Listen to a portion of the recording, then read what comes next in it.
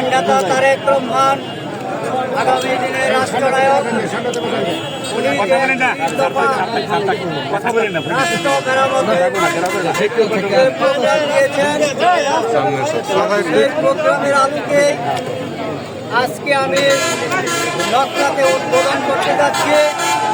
আনুষ্ঠানিকভাবে আমরা আজকে 31 দফা কর্মসূচি এই নকশাতে আমরা গণসংযোগ করব এবং প্রতিটি দোকানে দোকানে মার্কেটে মার্কেটে আমরা লিফলেট বিতরণ করব। 31 দফা রাষ্ট্র মেরামতের লিফলেট। সম্মানিত উপস্থিতি, আপনারা জানেন যে আগামী দিনে বিএনপি ক্ষমতায় আসবে ইনশাল্লাহ। আমরা যদি ক্ষমতায় আসি, এই নকলাবাসীকে আমরা একটি নকলা আধুনিক এবং মডেল থানা হিসাবে আমরা উন্নয়নে ধাবিত করব।